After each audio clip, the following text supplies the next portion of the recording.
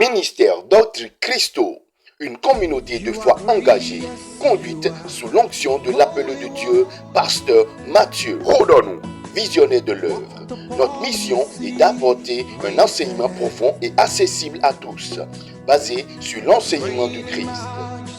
Au cœur du ministère se trouve une vision claire, éclairer les esprits et nourrir les âmes à travers l'enseignement de la parole de Dieu.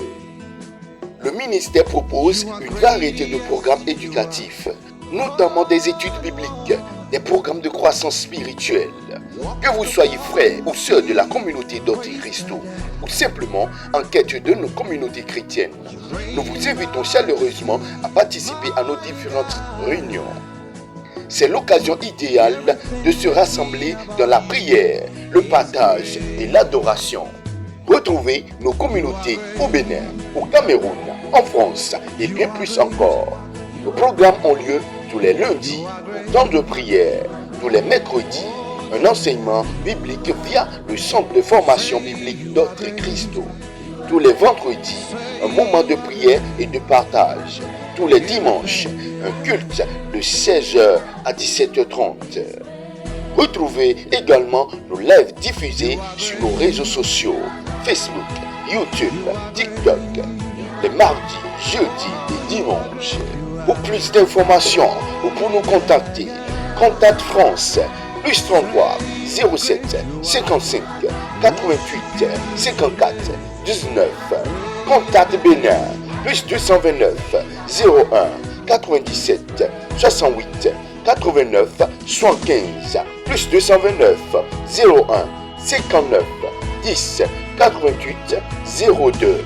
Contact Cameroun, plus 237 6 98 76 99 15. Email du ministère d'autrechristo@gmail.com. Rejoignez-nous et vivons ensemble la grâce de Dieu, l'équipe du ministère.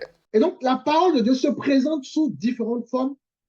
Et cette première forme, elle désigne avant tout une personne. Donc, premier élément, premier point si vous voulez. J'aimerais qu'on puisse prendre rapidement pour attester tout ça. Nous sommes dans l'Apocalypse chapitre 19. Jusque-là, ça va. N'hésitez pas, vous connaissez un peu le principe. Hein. Si je vais trop vite, n'hésitez pas à le dire. S'il y a des choses qui ne sont pas, voilà, vous pouvez m'arrêter. Si je ne sais pas, voilà, il n'y a pas de problème. D'accord? N'hésitez pas. Apocalypse chapitre 19, le verset 13. Apocalypse chapitre 19, le verset 13.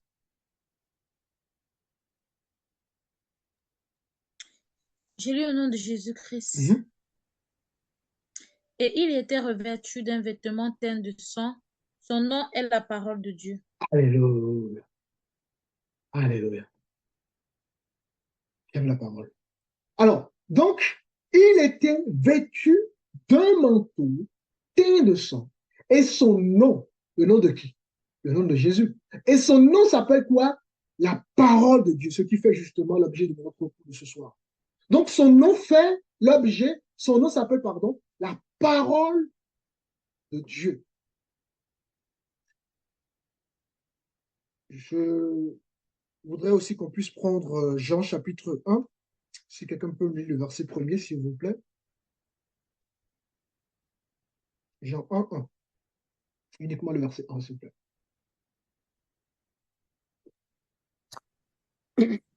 Je lis au nom de Jésus-Christ. C'est bon? Oui, Au commencement, la parole existait déjà. La parole était avec Dieu et la parole était Dieu. Amen. Alors, au commencement était la parole. Donc, la parole de Dieu, c'est toujours cette parole-là qui était au commencement. Et nous avons compris que la parole désigne premièrement une personne. Donc, Jésus était au commencement avec Dieu.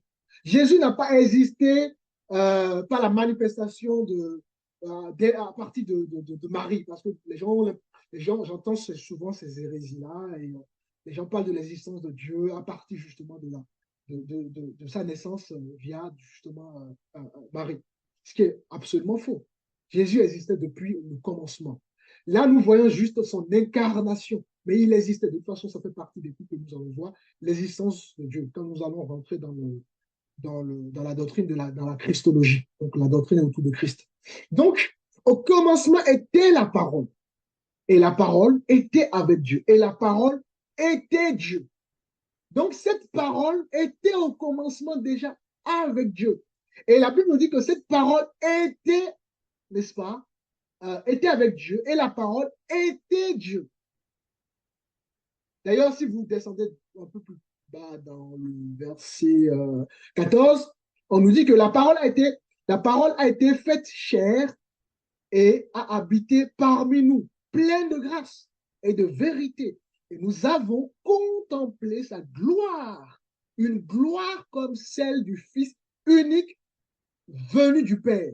Donc, nous voyons que Jésus est la parole. Donc, une première forme de la parole divine, c'est d'abord la forme c'est d'abord Jésus, tout simplement, le Fils de Dieu. Donc, Jésus est la parole et cette parole s'est incarnée en l'homme Jésus. D'accord? Et donc, ça, c'est important de comprendre ces différentes notions. D'ailleurs, ces versets sont les seuls dans la Bible hein, où on fait justement référence au Fils de Dieu comme à la parole, ou si vous voulez, à la parole de Dieu. La parole ou la parole de Dieu, c'est toujours la même chose. Donc, nous comprenons que la parole de Dieu est Jésus, Jésus-Christ. Que ce soit parce que Jésus, c'est l'humanité, le Christ, c'est la divinité. D'accord? C'est pour ça qu'il faut aussi, voilà. Donc, quand on dit Jésus-Christ, on parle de Jésus en tant qu'homme et Jésus, Dieu. Nous verrons.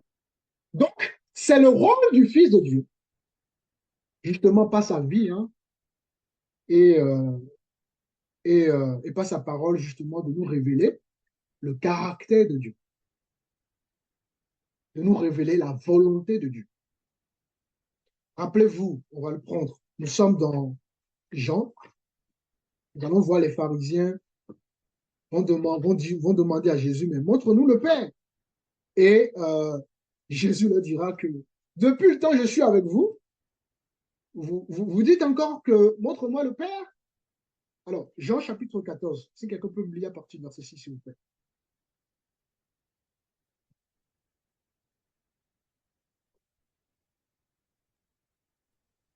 Je lis cette parole au nom de Jésus.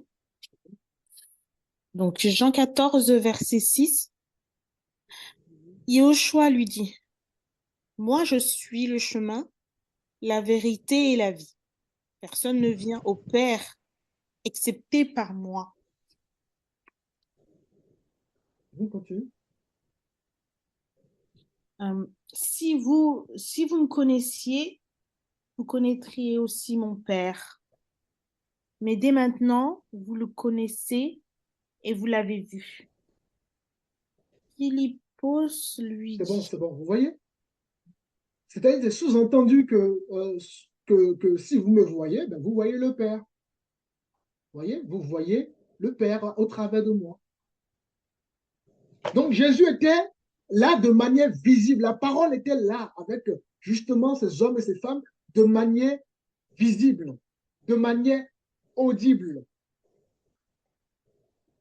Et pourquoi? Parce que cette parole-là, comme elle était avec ces hommes et ces femmes de manière audible et visible, elle voulait montrer au travers d'elle, d'accord, le Père, qui est Dieu, le Père, ce que nous allons voir justement dans la Trinité.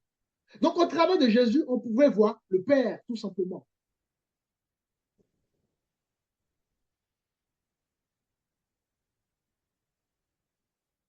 En fait, lorsque nous prions Dieu, lorsque nous contemplons Jésus, dans les Écritures, mais je parle des Écritures, c'est-à-dire dans la Bible, hein, donc les écrits, dans la Bible que vous voyez donc sur notre écran, lorsque nous cherchons Dieu dans ces Écritures-là, donc de Genèse à Apocalypse, nous y voyons quoi? Nous y voyons le caractère de Dieu, le caractère du Père de Jésus.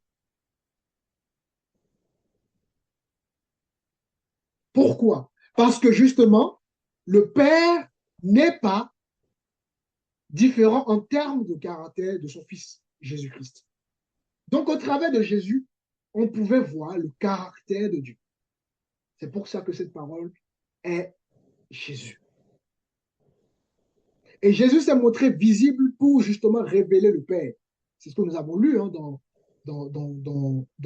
Jean voilà, tout à l'heure. Hein. Donc Jésus s'est montré pour révéler le Père lorsqu'il a marché justement voilà, avec ses hommes et ses femmes.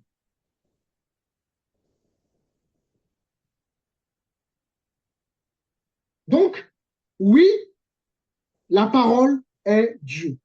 La parole est Jésus, pardon. Donc, c'est important qu'on retienne ça. Lorsqu'on parle de la parole, il faut d'abord voir Christ, puisque cette parole s'est transformée, s'est incarnée, s'est fait chair. Et Jésus est la parole de Dieu. Ça, c'est la première forme de la parole. Alors, nous allons voir maintenant la deuxième forme de la parole. En fait, avant de continuer, vous allez voir ce coup est très, très intéressant dans la mesure où, en fait, ça vous permettra de ne pas faire comme beaucoup le font, que j'entends souvent, des gens qui, lorsqu'ils lisent la Bible, ah, cette parole, c'est pour Jésus, cette parole, c'est pour l'apôtre, c'est l'apôtre Paul qui a parlé, cette parole, c'est Jacques qui a parlé, donc il faut l'exclure.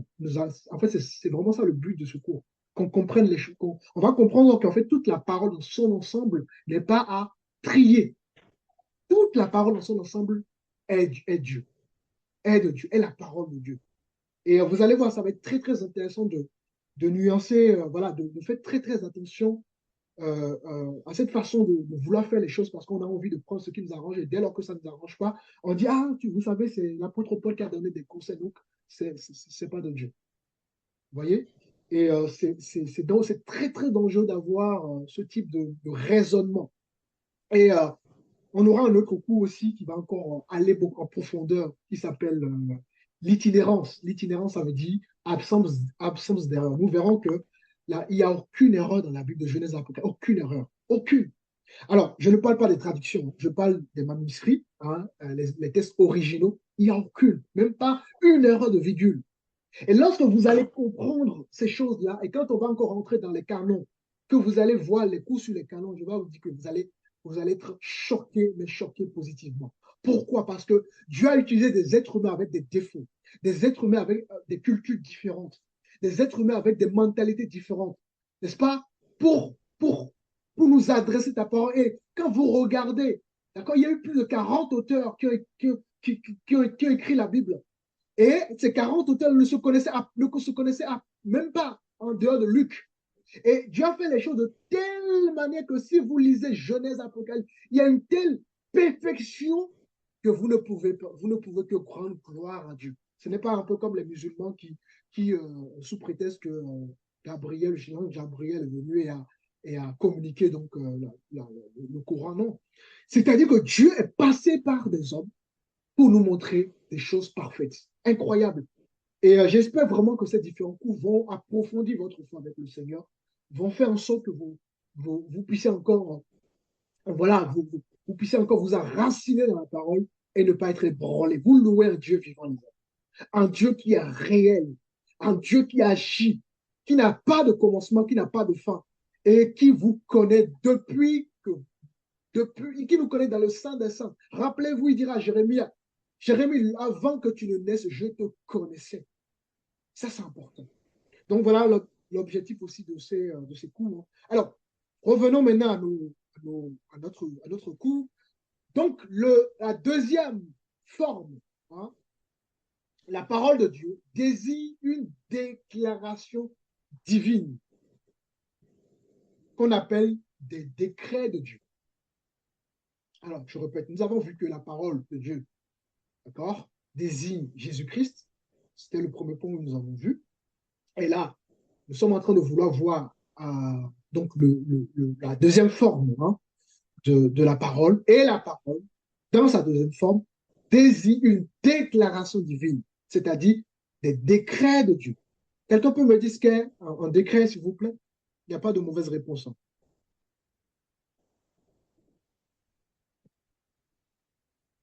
C'est quoi un Un décret? décret, c'est, bon, je vais utiliser encore un autre terme, peut-être qui est, un décret, c'est comme une ordonnance. Exactement. Donc, voilà les paroles de Dieu, d'accord, prennent aussi parfois la forme de puissants décrets. Et à travers ces décrets, il y a des événements, n'est-ce pas, qui se produisent.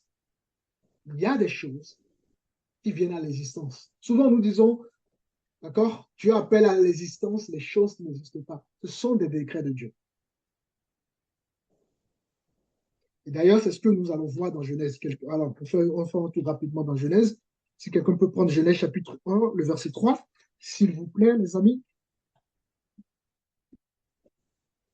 Genèse chapitre 1, le verset 3.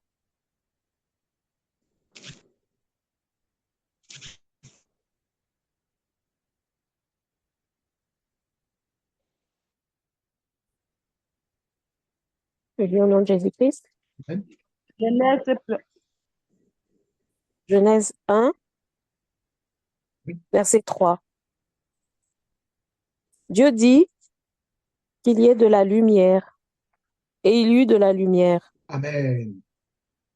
La version dit, et Dieu dit que la lumière soit, et la lumière fut. Alors, j'aimerais m'attarder sur ce verset. Vous devez comprendre que la parole de Dieu, d'accord, produit toujours, je dis bien, la parole de Dieu produit toujours et communique toujours la vie. Ça, c'est important. La parole de Dieu, elle produit toujours et elle communique toujours la vie. Vous voyez? Dieu dit que la lumière soit et elle fut. C'est-à-dire que quand je prends les Écritures, donc le canon, l'ensemble du canon, donc, de l'Ancienne Alliance et la Nouvelle Alliance, ou si vous voulez, l'Ancien Testament, même si j'aime pas trop ce terme, et le Nouveau Testament, lorsque vous prenez donc votre Bible là, que vous avez actuellement là, que ça soit informatisé ou voilà, en format papier, et que vous lisez votre Bible, d'accord? Vous lisez la parole de Dieu. Et lorsqu'un verset vous interpelle, parce que vous lisez pour que justement un verset vous interpelle, vous lisez pour recevoir la vie de Christ. Et lorsqu'un verset vous interpelle, et que l'Esprit de Dieu va mettre un accent, un doigt sur une vérité, ça doit produire en vous la vie.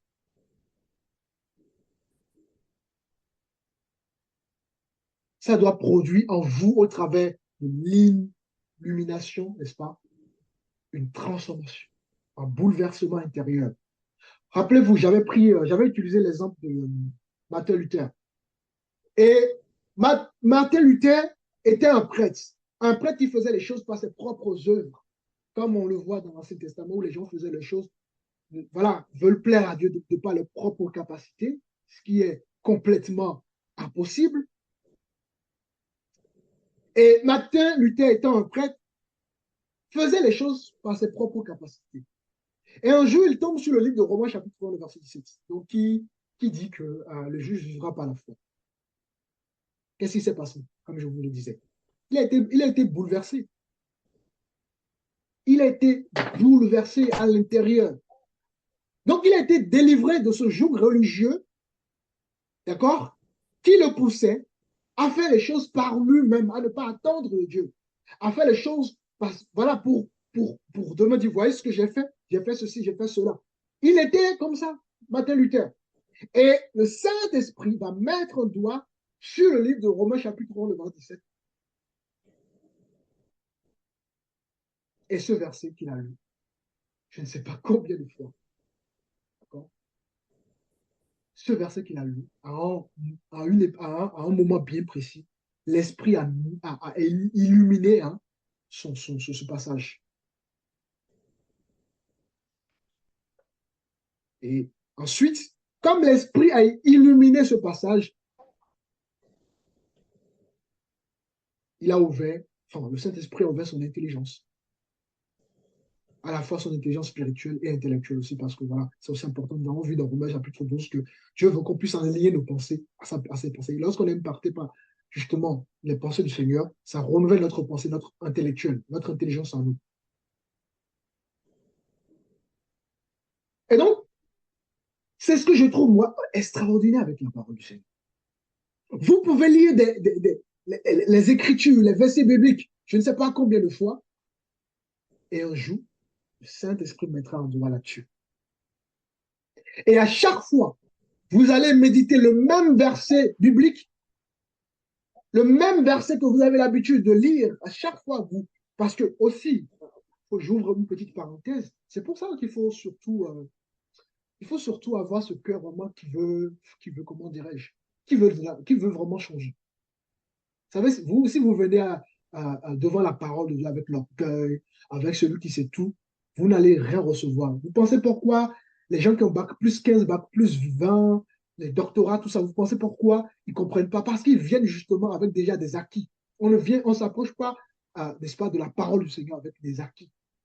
On ne met pas de vin nouveau dans du vieil outre. C'est important. On vient. Nous venons quand même vers Dieu. Hein. Alors, en tant qu'être humain, qu'est-ce que nous voulons enseigner à Dieu? Vous voyez qu'il faut vraiment s'approcher du Seigneur vraiment avec cette humilité-là. Et le même passage que vous lisez, que vous relisez, un jour le Saint-Esprit va mettre un doigt sur ce verset biblique. Et à chaque fois que vous allez méditer sur le même verset biblique, vous allez découvrir quelque chose de nouveau. Quelque chose qui va se révéler dans votre cœur. Parce que c'est la parole. Et donc la parole produit la vie.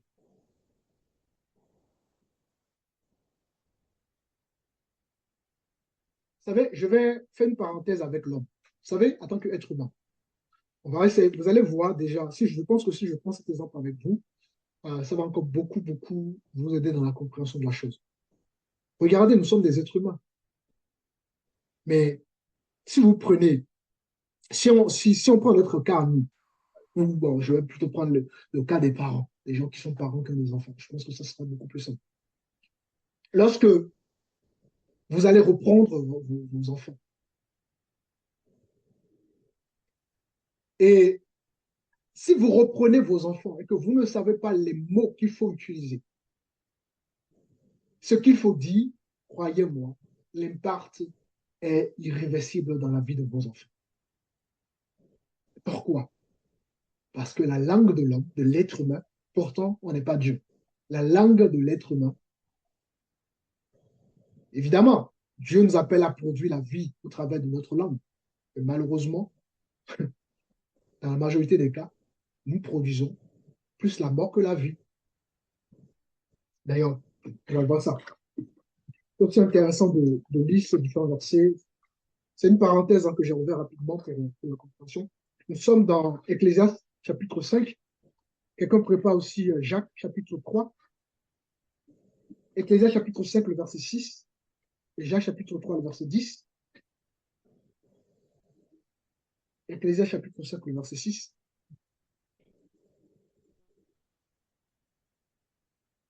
Ecclésiaste chapitre 5, le verset 6.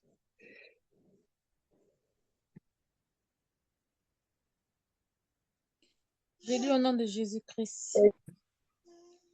Ne permets pas à ta bouche de faire pécher ta chair et ne dis pas en présence de l'envoyé que c'est une inadvertance. Vous voyez, ne permets pas à ta bouche de pécher. Ne dis n'importe quoi. Parce que dans le n'importe quoi, tu peux briser toute une vie.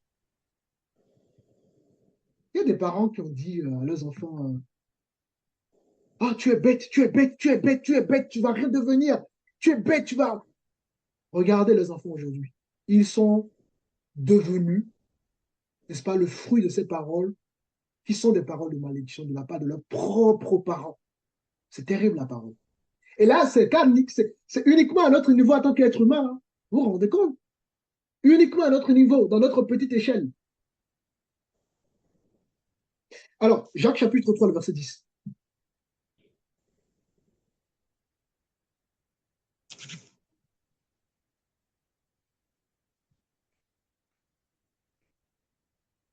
Jean chapitre 3, verset 10, personne n'a trouvé? Le bien nom de Jésus-Christ. Amen. De la même bouche sortent la malédiction et la bénédiction et la malédiction. Ah. Mhm. Mes frères et sœurs, il C'est ne bon, c'est faut bon, c'est bon, c'est carré, merci.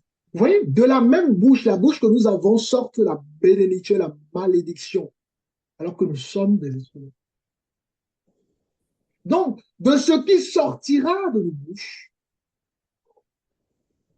si nous ne faisons pas attention à ce qui sort de nos bouches, on peut maudire les gens. Donc, cette parole, voilà cette parole que nous allons prononcer à nos enfants, la parole que je veux prononcer à mes enfants, a vraiment une véritable puissance. Évidemment, encore une fois de plus, notre parole n'est pas comparable à celle de Dieu. Hein? D'ailleurs, ça fait partie des attributs. Dieu nous communique, c'est quelque chose que quelque chose que Dieu nous communique, mais à notre petite échelle. Quand on verra le coup sur les attributs de Dieu, vous verrez que ça fait partie aussi des attributs que Dieu nous communique. Donc, même à notre petite échelle, on peut faire des dégâts avec la parole.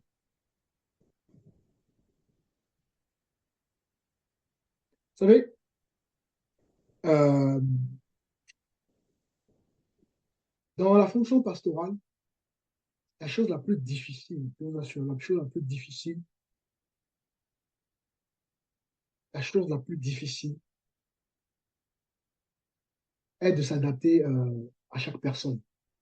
Parce que chacun a un arrière-plan différent, un parcours différent. Et les mots que je vais utiliser pour, je ne sais pas, la sœur Emeline, ce n'est pas les mêmes mots que je vais utiliser pour la sœur Rose, par exemple.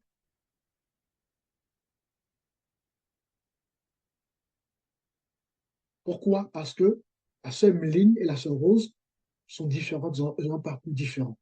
Et du coup, je me dois de m'adapter pour ne pas heurter quelque part leur sensibilité. Évidemment, on n'est pas parfait, on fera des erreurs. Ça, c'est sûr, on est des êtres humains. Ça, c'est clair.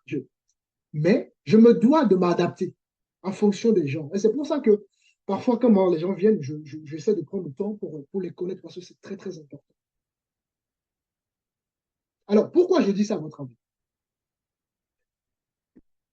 Je dis ça parce que la parole, lorsqu'elle est délivrée, en prenant conscience de l'autre et en prenant en compte ce qu'il est, ce que la sœur Emeline est n'est pas ce que la sœur Rose est. Ce n'est pas ce que la sœur Raïssa est. Donc, lorsque je vais prendre conscience, dans ma parole, lorsque je vais prendre conscience de l'autre, de ce qu'il est, je peux vous assurer, chers bien-aimés, que cette parole que je vais prononcer, que ce soit la sœur Raïssa, la sœur Rolé, etc., sera une parole puissante. Parce que dans ma parole, je prendrai en compte justement la sensibilité des uns des autres. Évidemment, c'est un exercice très difficile, c'est pas toujours facile. Et Dieu, lui, il est beaucoup plus puissant dans sa parole. J'ai pris cet exemple pour qu'on comprenne que les choses, d'accord, de Dieu n'ont pas besoin moi, j'ai besoin de travailler ça. Dieu n'a pas besoin de faire ce travail-là. Dieu n'a pas besoin de faire ce travail-là pour pouvoir connaître l'autre, pour pouvoir éviter de ne pas heurter la sensibilité des autres. Dieu, c'est lui qui nous a créés et il sait comment on fonctionne.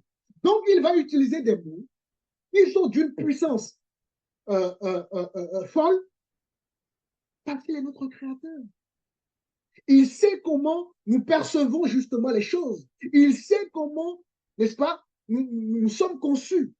Il sait comment nous allons justement réagir face à telle ou telle situation. Il sait quel est notre caractère. Et donc, Dieu, qui est le créateur, le Père parfait, utiliser des mots, d'accord, qu'il faut pour susciter justement en nous une réaction qui va produire de la vie en nous, qui va produire de la transformation en nous, qui va nous renouveler dans notre intelligence. Et ça, c'est magnifique, les amis. Et donc, ce Dieu-là qui a cette puissance-là, qui a dit que la lumière soit et la lumière fut, Lorsqu'il décrète des choses, elles arrivent. Et nous avons vu dans Genèse chapitre 3, le verset 3, ouais, Dieu va dire que la lumière fut, elle est arrivée. Voilà la puissance de la parole. Voilà la puissance des décrets, ce qu'on appelle des décrets. S'il a décidé de dire quelque chose, de faire quelque chose, en le déclarant par la parole, il va le faire. Et ça arrive. Et la différence entre Dieu et les êtres humains, Dieu ne fabrique pas, Dieu crée, Dieu ne fabrique pas. Nous, par exemple, voilà, on peut pas créer, on fabrique. C'est ça la différence entre l'homme et Dieu. Les mains doivent fabriquer les choses. Je ne peux pas dire à la terre, terre transforme-toi en une maison. Ça n'arrivera jamais. J'ai besoin de prendre mes mains pour construire ma maison. Alors, nous sommes toujours dans Genèse. Hein. Nous lisons le verset 24, s'il vous plaît. Dieu dit que la terre produise des animaux vivants selon leur espèce, du bétail, des reptiles et des animaux C'est bon, tu peux t'arrêter là. terrestres. Vous voyez, Dieu a dit. Et quand il a dit, qu'est-ce qui s'est passé? C'est arrivé. Alors, on peut prendre aussi Somme 33. Somme 33, le verset 6. Ont été faits par la parole de l'Éternel, et toute leur armée par le souffle de sa bouche. Ouais, c'est magnifique. Hein? Tout a été fait par quoi? Par sa bouche, pas des décrets. Ce sont des paroles puissantes et créatrices. Et ces paroles-là, on les appelle les décrets de Dieu. Est-ce que la compréhension y est? C'est bon? Tout le monde a compris cette partie? Est-ce qu'elle est les décrets de Dieu? Oui. Oui. Pour définir ce qu'est les décrets de Dieu, c'est-à-dire que les décrets de Dieu sont tout simplement une parole de Dieu, en vertu de laquelle quelque chose se produit. Je redonne la définition. Les décrets de Dieu, n'est-ce pas, sont une parole de Dieu. Donc on voit un Dieu dit. Donc ce sont des paroles que Dieu va déclarer.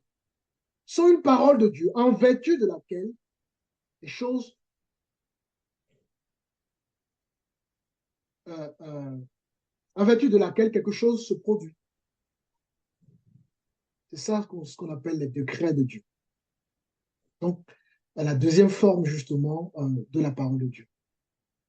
Et ces décrets, on le voit, sont à l'origine, justement, des événements de la création originelle.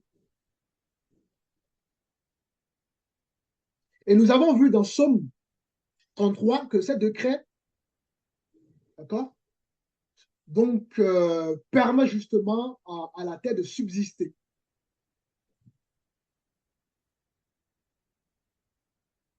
Il tient tout par sa parole.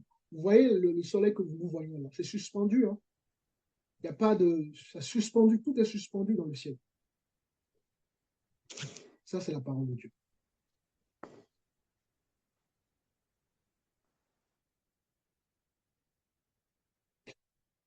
Hébreux, chapitre 1.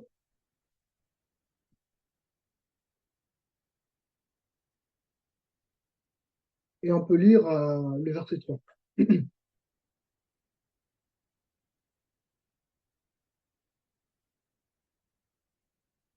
Hébreux, chapitre 1, le verset 3. Soyons un peu speed, hein, s'il vous plaît. S'il vous plaît, celui qui trouve, n'hésitez pas à lire. Hébreux 1, Verset 3. verset 3.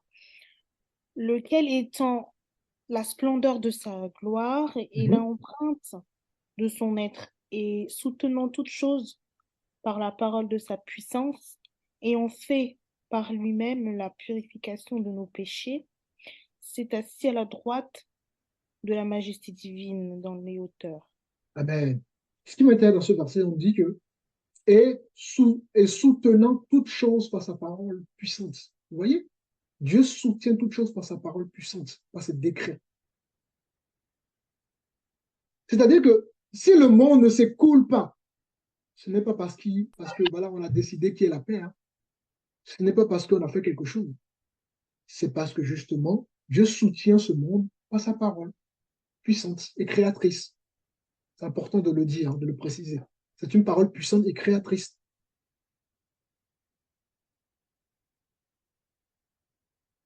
Et cette parole n'a pas été déclarée il y a 10 000 ans, ou je ne sais pas, ou des milliers d'années, ou je ne sais pas quoi. Hein. Non, mes frères et mes sœurs, cette parole continue à agir. Et d'ailleurs, c'est ce qui fait que le monde d'aujourd'hui, ou de ce que nous avons lu selon Hébreux chapitre 1, c'est ce qui fait que le monde est soutenu tout simplement par sa parole. Et donc, pour résumer, on a dit que la parole, c'était Jésus, premièrement. Le premier point. Le deuxième point, c'est que la parole désigne une déclaration divine qu'on appelle un ou des décrets de Dieu. Et ces décrets, Dieu dit et les choses arrivent. Alors, troisième forme de la parole de Dieu, cette parole désigne les paroles que Dieu adresse personnellement aux hommes.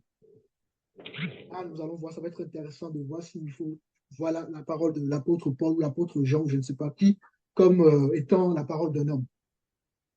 Et là, ça va être aussi intéressant. Donc, la troisième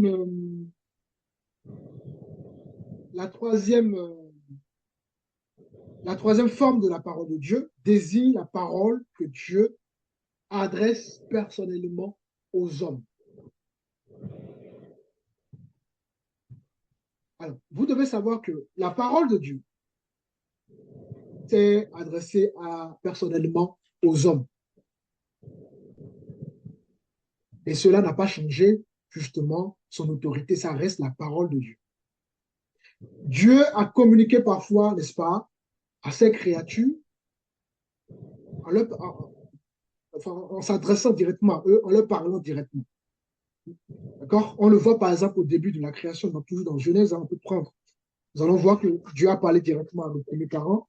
Nous sommes dans le chapitre 2 et rapidement, quelqu'un peut lire le verset 16, s'il vous plaît. Genèse chapitre 2, le verset 16.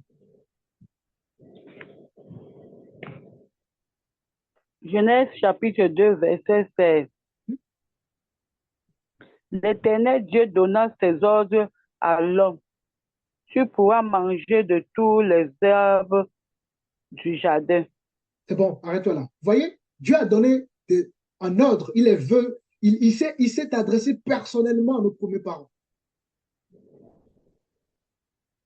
On peut prendre encore le chapitre suivant, chapitre 3. Je ne vais pas jusqu'au bout parce que je veux que vous puissiez comprendre vraiment le message, c'est ça qui est important. Alors, Genèse chapitre 3, le verset 16. Si quelqu'un peut lire rapidement, s'il vous plaît.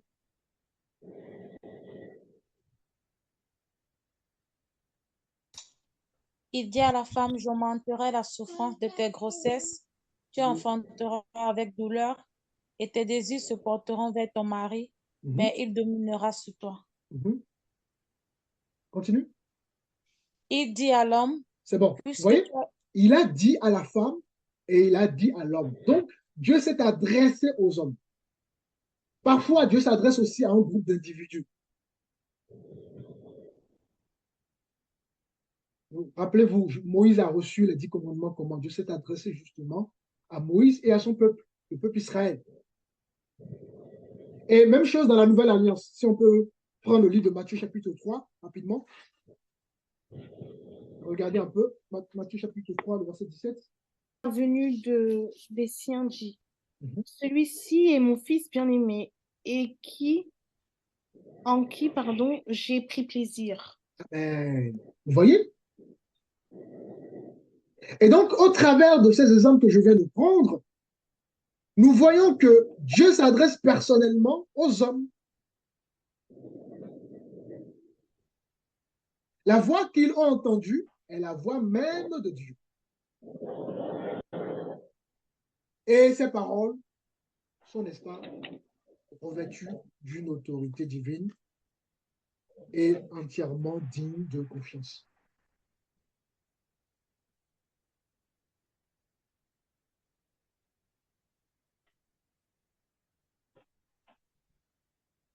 Vous savez, quand Dieu parle, il y a toujours une autorité qui l'accompagne. Cette parole est pleine d'autorité de Dieu. Elle a à la fois la parole d'un Dieu créateur, d'un Dieu éternel, d'un Dieu puissant, et rien ne change de cette parole que les hommes ont reçue personnellement. Ça reste la parole de Dieu. Et elle est digne de confiance. Pourquoi? Parce que tout simplement, cette parole est issue justement d'un être parfait qui ne trompe jamais. Si on se trompe sur un truc, par exemple, tu fais quelque chose, tu as l'impression que Dieu, c'est Dieu qui te demande de le faire et que tu t'es heurté, je ne sais pas, à des problèmes, à des difficultés, ou bon, voilà, ça n'a pas marché. En fait, le problème, ce n'est pas Dieu. Le problème, c'est nous. On n'a peut-être pas reçu. Et est-ce qu'il y a des gens, lorsqu'ils font des choses et que ça ne marche pas, ils disent Dieu s'est trompé? Non, Dieu ne s'est pas trompé. On s'est trompé, oui. Je me suis trompé, oui. C'est important de comprendre. Dieu est un être parfait, il ne se trompe jamais. Dieu ne fait pas des expérimentations. Parce que justement, dans certains milieux chrétiens, c'est terrible hein, quand même. Il y a des gens qui croient que Dieu a fait des expérimentations, notamment au niveau des décrets qu'on voit dans Genèse, si on peut prendre rapidement, Genèse chapitre 1, le verset 24. Alors, quelqu'un peut me lire le verset 24, s'il vous plaît, de Genèse chapitre 1. Je lis en nom de Jésus-Christ. Amen. Dieu dit que la terre produise des animaux vivants, Mhm. espèces, du bétail, des reptiles, des animaux terrestres selon leur espèce. Et cela se passa ainsi. Mhm. Donc, vous voyez, il y a des gens qui prennent ce verset biblique pour dire que Dieu a fait des expérimentations. Et c'est d'ailleurs pour ça que certains croyants croient à la théologie de l'évolution. Parce qu'ils estiment que, en fait, Dieu a fait des expérimentations pour tester. Et vous devez comprendre, bien aimé, que la théorie de l'évolution est une théorie scientifique. Et cette théorie scientifique explique justement comment s'appelle, le processus de développement justement des espèces au fil du temps. Donc, c'est-à-dire que Dieu a fait des expériences et au fil du temps, les choses s'améliorent. C'est pour ça que vous avez ce langage où les gens disent que l'homme descend du singe. Alors que l'homme descend du singe, mais le singe est toujours singe. C'est pas normal. Parce que pour certains croyants, Dieu a fait des expérimentations. C'est comme si Dieu ne sait pas ce qu'il fait. Il teste des choses. Comme si Dieu avait besoin de tester des choses avant de les créer. Et ce n'est pas conforme justement à la véracité. Vous voyez, j'utilise parfois des mots. Quand on parle de véracité, c'est important. Hein? C'est pas conforme à la véracité biblique, c'est-à-dire la parole de Dieu. Notre salut, le salut, c'est une question de foi en la parole de Dieu. Uniquement. Uniquement. Et j'espère, nous croyons à ce que la Bible dit. Point. La Genèse, le livre de Genèse, décrit la création de la terre et de toutes les formes de vie en 6 jours. C'est ça. Je n'ai rien à rajouter de plus, je n'ai rien à enlever. Nous avons vu selon Apocalypse chapitre 22 la dernière fois. Alors que la théorie, justement, de l'évolution, elle propose un processus qui s'étend sur des milliards, je ne sais pas quoi d'années. Et cette différence, justement, de chronologie est contradictoire vis-à-vis de ce que, justement, Genèse nous dit. Donc, vous comprenez pourquoi les gens, parfois, ils sont complètement hors sujet. Parce que les gens comprennent, ils veulent chercher les choses, à comprendre les choses par leur intelligence humaine. Ce n'est pas possible. Ne vous inquiétez pas, nous verrons ces choses-là dans le cours intitulé Existence de Dieu, l'existence de Dieu. J'approfondirai davantage ces choses après. Et donc, bien aimé, comme je vous disais, la parole de Dieu est revêtue d'une autorité. Et cette autorité est digne de confiance parce qu'elle, justement, est issue d'un être parfait. Dieu est parfait. Dieu ne se trompe jamais. Et désobéir justement à ses paroles équivaudrait à rejeter Dieu ou à lui désobéir tout simplement. Et quand on parle de désobéissance, ben on parle du péché. C'est vrai qu'on ne parle pas assez, mais le péché, c'est quoi? Le péché, c'est pas aller coucher avec une femme, c'est pas aller coucher avec forcément. C'est pas ça, ça commence pas par là. C'est pas aller mentir, c'est pas aller voler. Le péché, c'est la désobéissance à la parole de Dieu. Beaucoup ne comprennent pas ça. Dieu te dit fais ceci, tu ne le fais pas. C'est le péché. Nos premiers parents, Dieu a dit ne mangez pas de tel fruit. Ils ont mangé du fruit. Qu'est-ce qui s'est passé? Le péché est entré dans le monde.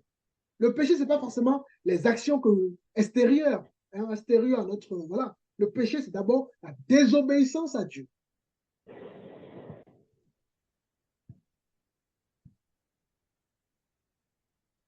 Les sous entendent la parole de Dieu, les amis. Pourquoi? Parce que la parole de Dieu n'est pas simplement limitée à la capacité pour un homme d'entendre ou pas.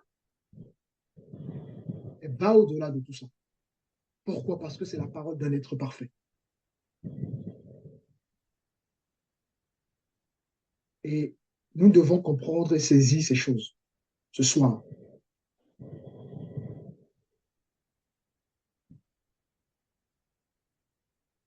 La parole de Dieu s'est adressée personnellement aux hommes. Et donc, bien que la parole s'est adressée personnellement aux hommes, elle est considérée dans l'Écriture comme étant la parole même de Dieu. Moïse est venu avec la loi, ben c'est Moïse, c'est la loi de Moïse. Nous disons juste que c'est la loi de Moïse parce que c'est par lui que la loi est arrivée, c'est tout. Mais ce n'est pas Moïse qui a inventé les choses. Et comprendre ça, justement, ça évite qu'on ne soit pas justement dans les raisonnements. Alors, nous sommes dans 2 Corinthiens, chapitre 10, à partir du verset 3. 2 Corinthiens, chapitre 10, le verset 3, s'il vous plaît.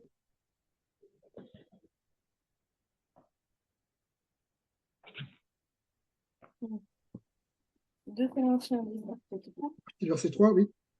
mais en marchant dans la chair, nous ne combattons pas selon la chair, car les armes de notre combat ne sont pas charnelles, mais puissantes devant Elohim, pour la destruction des forteresses. Oui. Continue. Nous renversons les raisonnements et toute hauteur qui s'élève contre la connaissance d'Elohim et amenons toute pensée captive à l'obéissance du Mashiach. Alors, quelqu'un peut m'expliquer ce verset 5 là? Rapidement. Nous renversons les raisonnements et toute hauteur qui s'élève contre la connaissance de Dieu. Et nous amenons toute pensée captive à l'obéissance de Christ. Quelqu'un peut m'expliquer ça en une phrase? Oui, ça veut dire ce qu'on a expliqué la semaine dernière. On doit déconsidérer nos propres raisonnements et aligner nos pensées aux pensées de Dieu. Exactement. Exactement.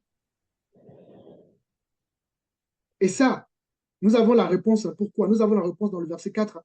Car les âmes avec lesquelles les âmes dont on parle ici, c'est la parole. Donc la parole doit complètement désarmer nos raisonnements. Ah, cette parole, c'est pour Dieu, c'est pour l'apôtre Paul, c'est pour Jacques, c'est pour Luc. Ah non, il a donné des conseils, ce n'est pas de Dieu. Toute parole est inspirée de Dieu, les amis.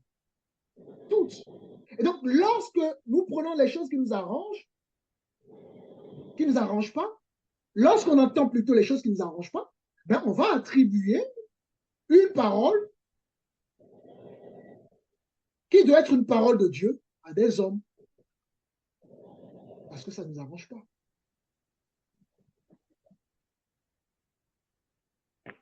J'entends souvent dire, hein, les gens disent, ça ce sont les conseils de surtout l'apôtre Paul. Là. On entend souvent ça. Donc, le fait que ces paroles sont prononcées en langage humain, les amis, ne limitent pas en aucune manière leur autorité et leur véracité. Vous voyez que, retenez bien ces termes, ces mots, ça va être très important par la suite. L'autorité, la véracité de l'évangile. Ce sont des paroles qui sont sorties de la bouche de Dieu, même si ce n'est pas l'homme. Quand on verra d'autres couples qui vont être en complément de ça, on comprendra encore plus ces choses-là. Donc, voilà, ça c'est important. Et puis, quatrièmement, il y a des prononcés par des lèvres humains. Des paroles que Dieu va prononcer par des lèvres humains. Et nous allons encore voir, encore là, au travers de ça, que ces paroles ont une pleine autorité. Ouais? Sa parole s'est transformée en chair par Jésus. Sa parole s'est adressée aux hommes. Voyez-vous? Ses paroles, sa parole sont des décrets, sont un décret ou des décrets. Et sa parole est aussi prononcée par des lèvres humaines, des gens qui sont imparfaits.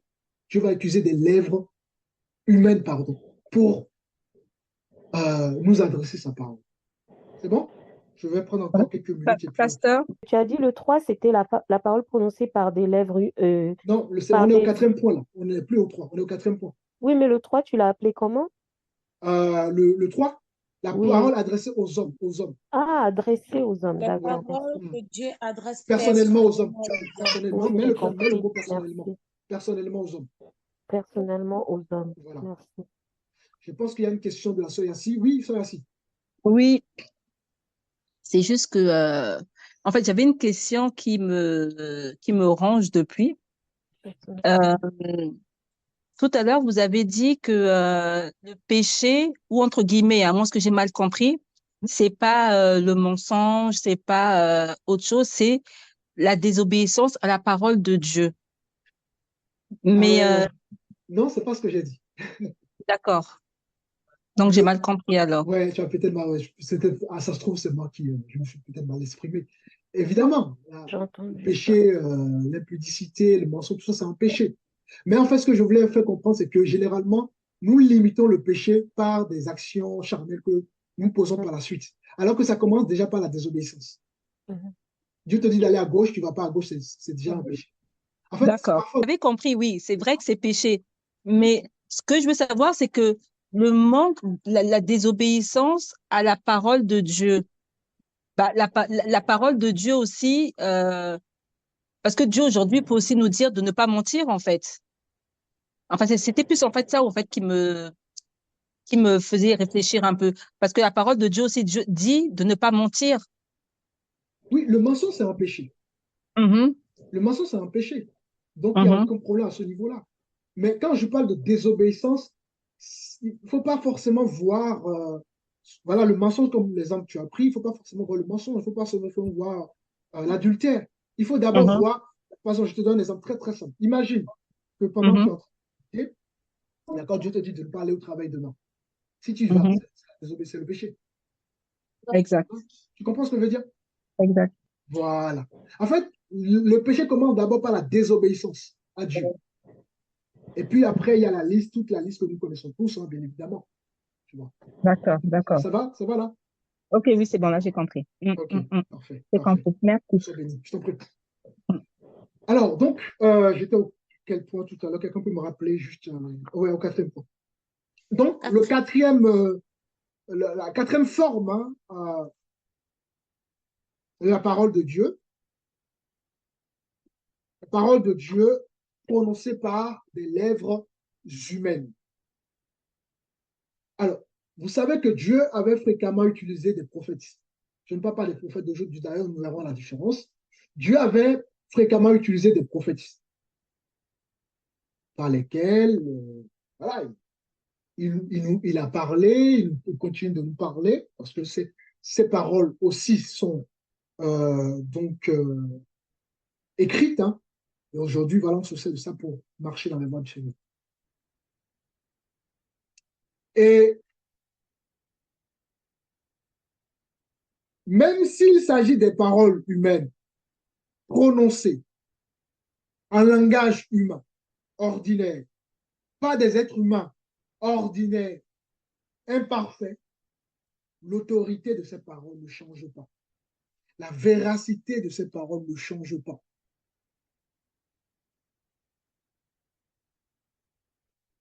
Ces paroles ne sont pas à minimiser.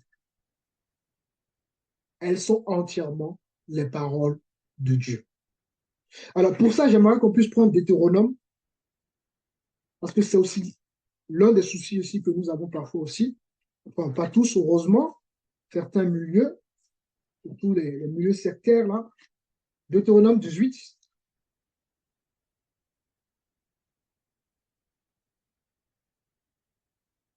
Et on peut lire à partir du verset 18.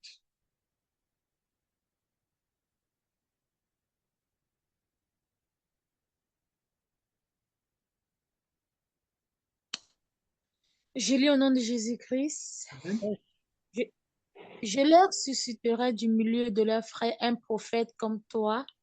Je mettrai mes paroles dans sa bouche. Alors, Et on arrête une seconde. C'est important qu'on fasse, comment dirais-je, qu'on fasse, on met un ralentisseur sur ça.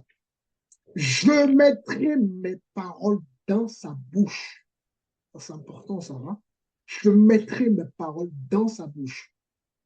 Alors, continue, ma soeur. Ou tu peux Et il reprendre le leur verset dira si tout tu ce veux. que je lui commanderai. Continue. Et si quelqu'un n'écoute pas mes paroles qu'il dira en mon nom, Vous voyez? Si c'est moi quelqu'un qui leur n'écoute pas mes paroles, qu'il dira au nom de qui? Au nom de Dieu. Qu'il dira en mon nom. Donc, les prophètes ont parlé au nom de Dieu. Dieu a mis directement la parole dans leur bouche. Ils n'ont pas inventé, ils n'ont pas imaginé, ils n'ont pas créé. Ce sont les paroles que Dieu a mis déposées directement dans leur bouche. Continue, ma soeur. c'est moi qui leur en demanderai compte. Verset 20. Mais le prophète qui aura l'audace de dire en mon nom une parole que je ne lui aurais point commandé de dire, ou qui parlera au nom d'autres dieux, ce prophète-là sera puni de mort. Bon. Je crois Amen. qu'aujourd'hui, Dieu fait grâce. Parce que si Dieu ne faisait pas grâce, il y aurait beaucoup de prophètes qui seraient déjà tués par Dieu lui-même. Pourquoi? Pourquoi je dis ça à votre avis? On le voit dans le verset 20. Je dis ça parce que l'une des caractéristiques d'un prophète, c'est son intimité avec Dieu. Son intimité avec Dieu. Ces prophètes-là avaient une intimité avec Dieu. Et c'est pour ça que Dieu pouvait utiliser les lèvres pour s'adresser au peuple et à tout le monde, aux chrétiens aujourd'hui. Leur intimité avec Dieu.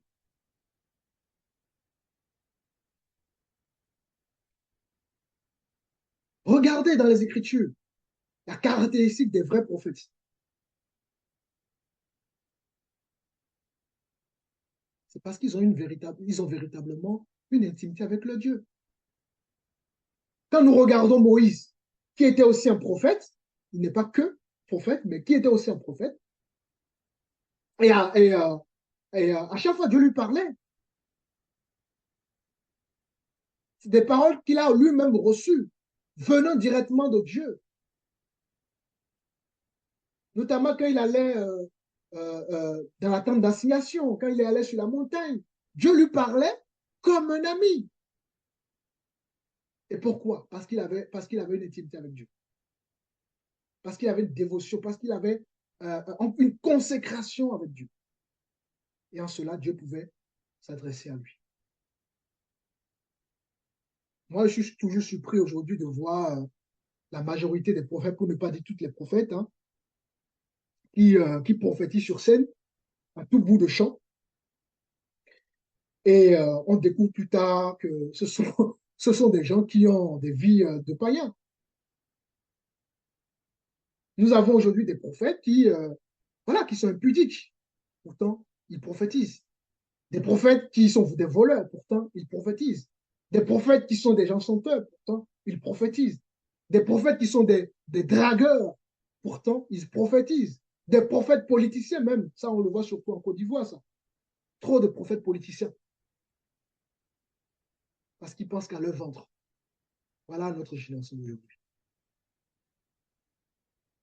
Et je peux vous assurer qu'on ne peut pas vivre comme ça et déclarer les paroles de Dieu.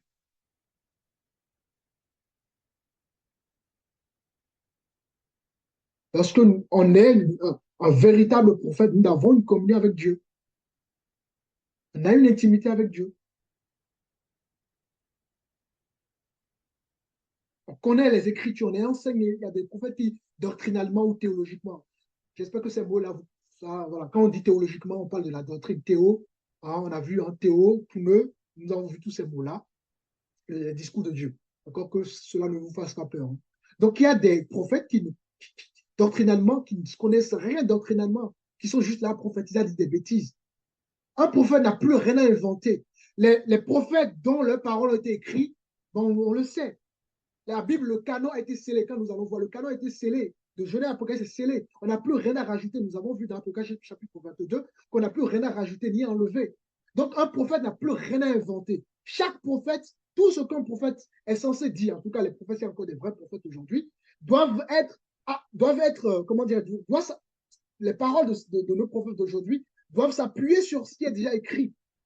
Il n'y a plus de nouvelles révélations.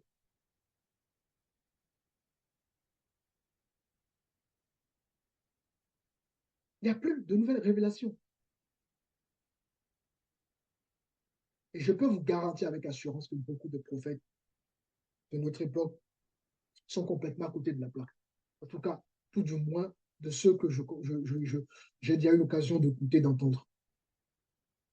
Alors, autre chose, les prophètes d'aujourd'hui, d'accord, ne doivent rien déclarer, qu'ils soient théologiquement ou doctrinalement. Quand on dit théologiquement, c'est tout le même mot que doctrinalement. Hein. Les prophètes d'aujourd'hui ne doivent rien déclarer, qu'ils soient théologiquement ou doctrinalement nouveau. Tout doit s'appuyer sur la parole de Christ. Même quand je fais l'enseignement actuellement, là, il y a toute cette dimension prophétique. Dans l'enseignement, il y a toute cette dimension prophétique. Pourquoi? Parce que je parle et ça suscite une réaction. Ça va susciter une réaction dans votre vie. Ça va susciter une transformation dans votre vie. Ça va susciter, voilà, c'est prophétique. Alors, regardez ce que Dieu va dire à Jérémie. Nous sommes dans le livre de Jérémie chapitre 1. Nous sommes tous dans le 4e point hein, des paroles de Dieu prononcées par des lèvres humaines. Jérémie chapitre 1, le verset 9.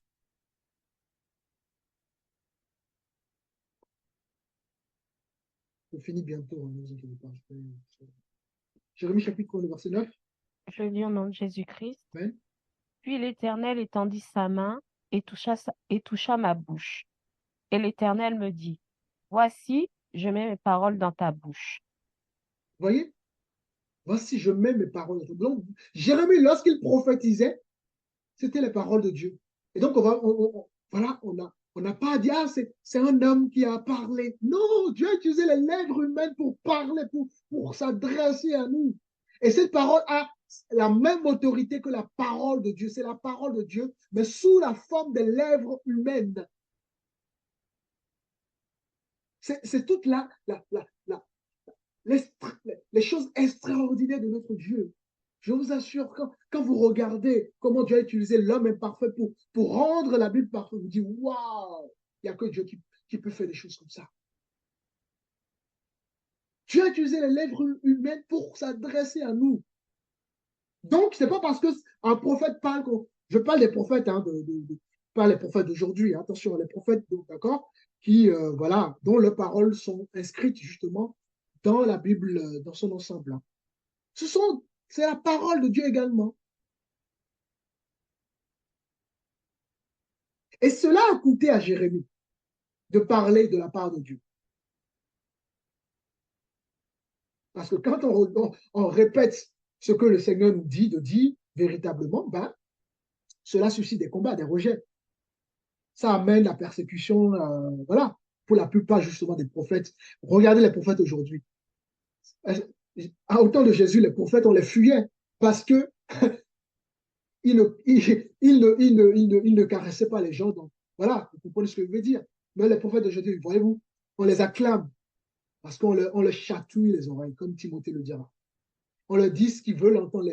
Ce qu'ils veulent entendre. Tu vas être béni, tu vas aller aux États-Unis, tu vas aller en France, tu vas acheter une maison, tu vas acheter un avion. C'est ce que les gens veulent entendre. Et du coup, ben oui, voilà. Quand vous lisez la Bible, vous allez voir aucun prophète n'a été aimé. Aucun.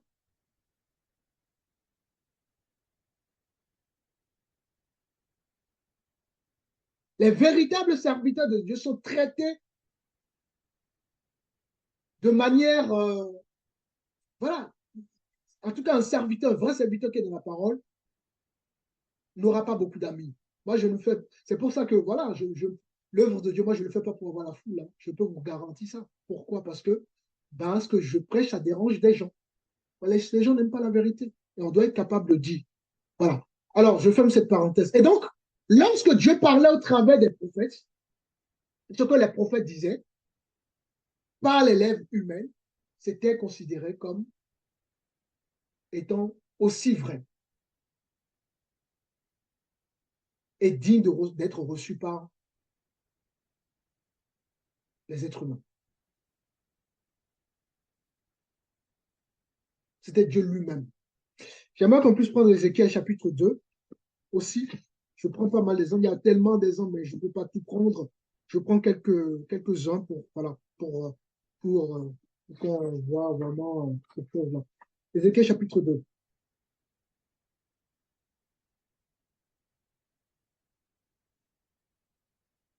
Ézéchiel chapitre 2, nous lisons partie du verset 1er.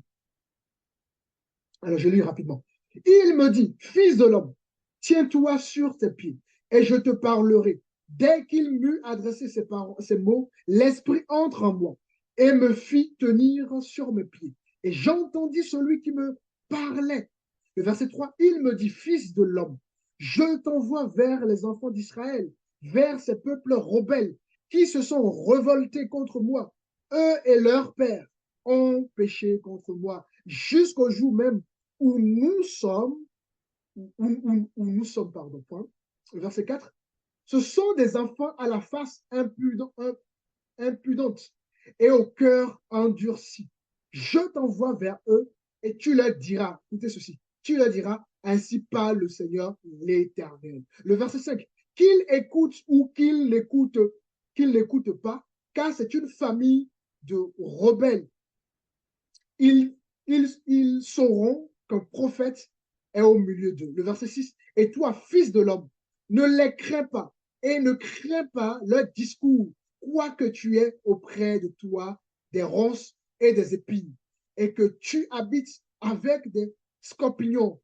Ne crains pas leur discours et ne t'effraie pas de leur visage, quoi qu'ils soient une famille de rebelles.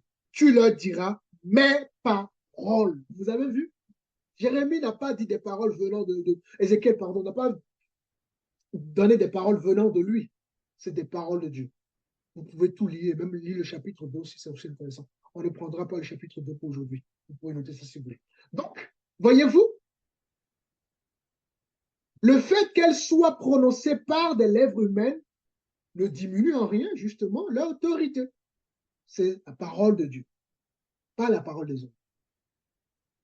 C'est la même autorité que lorsque Dieu parlait directement, parlait directement.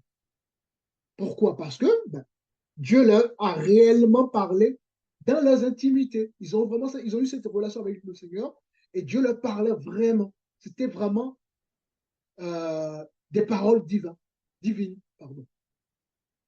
J'aimerais qu'on puisse prendre rapidement 2 Pierre. 2 Pierre chapitre 1. Alors, quelqu'un peut me lire rapidement le verset 20, s'il vous plaît? Et 2 Pierre chapitre 1, le verset 20 à 21.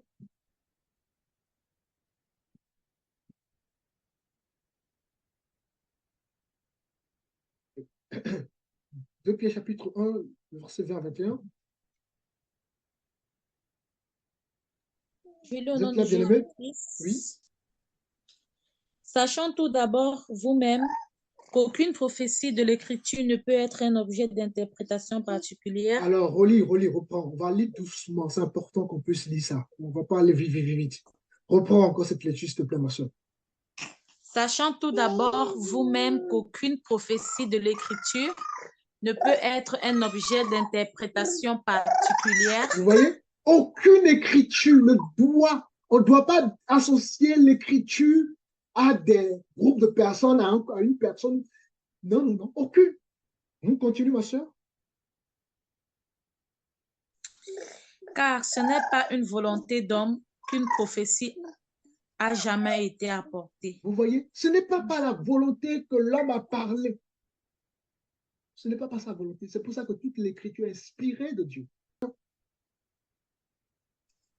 Mais c'est poussé par le Saint-Esprit que Vous des avez hommes vu? ont parlé de la part C'est de Dieu. poussé. C'est poussé par le Saint-Esprit. Continue. Mais c'est poussé par le Saint-Esprit que des hommes ont parlé de la part de Dieu. Vous voyez? C'est poussé. Les hommes ont parlé de la part de Dieu. Dieu les a simplement utilisés. Dieu a utilisé simplement les lèvres humaines. Mais il ne se contrôlait pas. Rappelez-vous, lorsque Dieu appelle Moïse, Moïse dit quoi? Je ne sais pas parler. J'ai la langue embarrassante. Dieu lui dit, n'est-il pas moi qui ai créé la bouche de l'homme? Dieu a utilisé des hommes pour parler. Et ce n'était pas leur parole. Maintenant, on va prendre le verset 19. Remonte en haut. J'ai fait exprès de prendre verset 20, 21. Remonte juste en haut. Verset 19.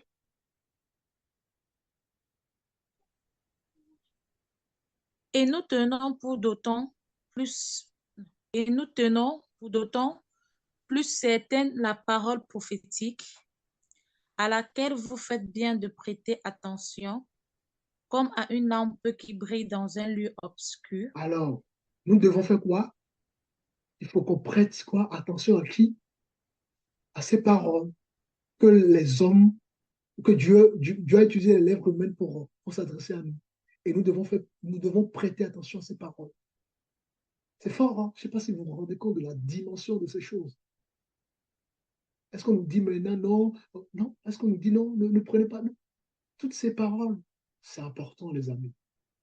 Et puis, pour finir, je finirai sur ce point. J'avais beaucoup de choses à dire par rapport au quatrième point, mais l'essentiel est dit. Donc, je pense que voilà, vous avez compris l'essentiel, c'est ça qui compte. C'est pas très, très grave. Et puis, le dernier point pour finir pour ce coup, la parole de Dieu sous forme écrite, ce que nous avons, ce que vous avez dans votre main. La parole de Dieu sous forme écrite, qui est la cinquième forme, pour ceux qui ont noté forme, ou le cinquième point, d'accord? La parole de Dieu sous forme écrite. Ça va? Amen, ça va? Je peux prendre encore 5 minutes? Ouais, ça Alors, m'arrange. des questions, des commentaires, je vous laisse la parole.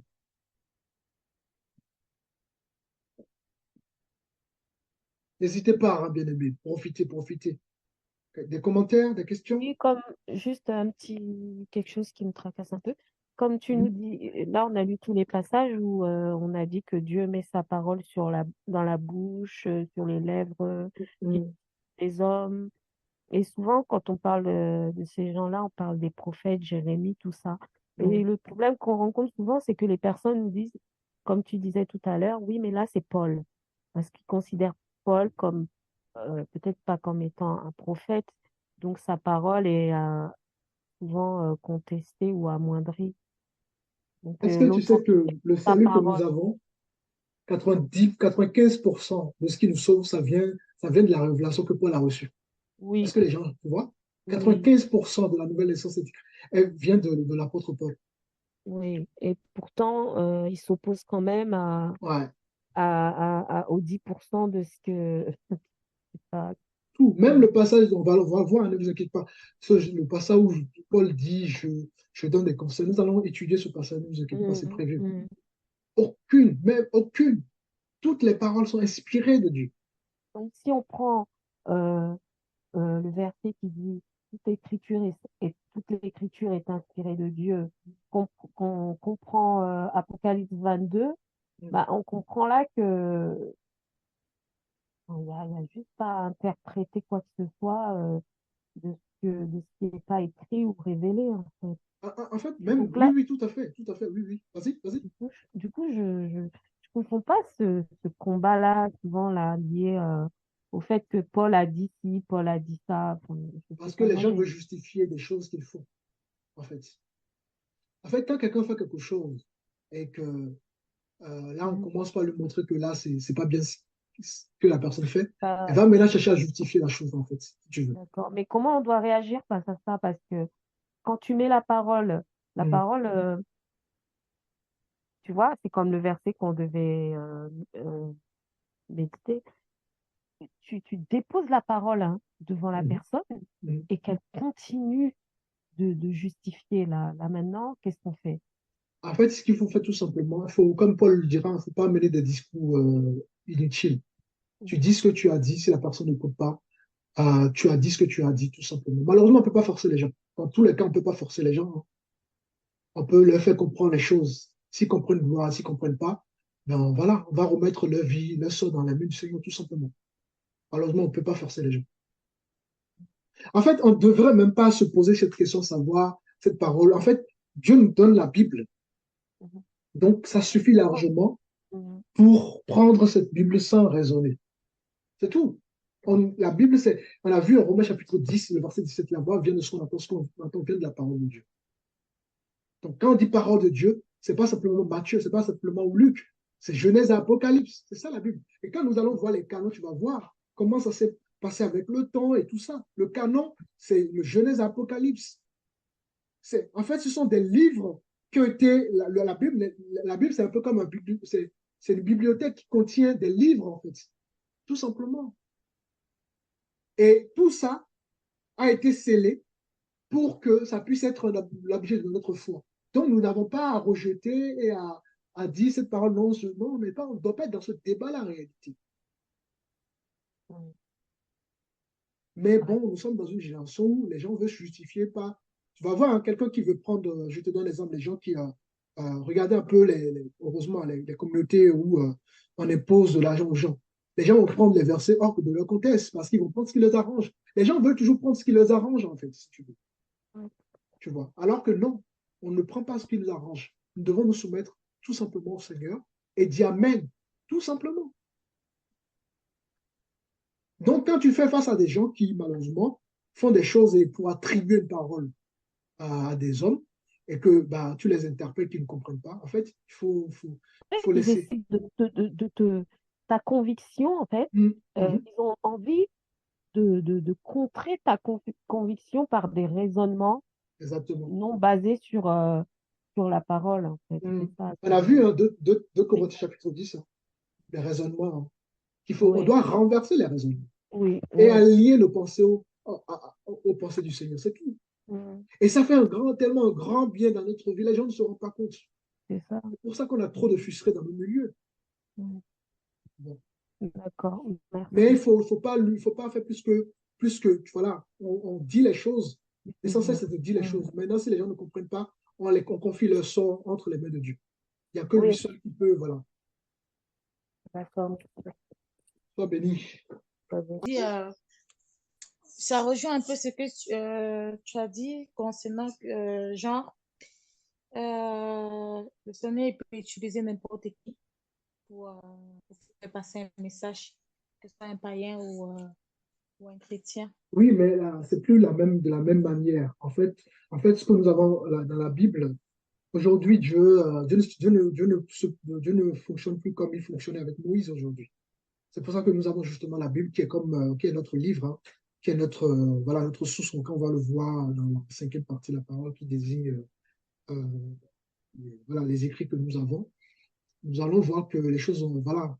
Aujourd'hui, effectivement, Dieu n'est pas un magicien, attention. Hein, Dieu passe toujours par des êtres humains, pas simplement des chrétiens. Dieu peut utiliser ton enfant, ton mari, ta femme, etc. pour te parler.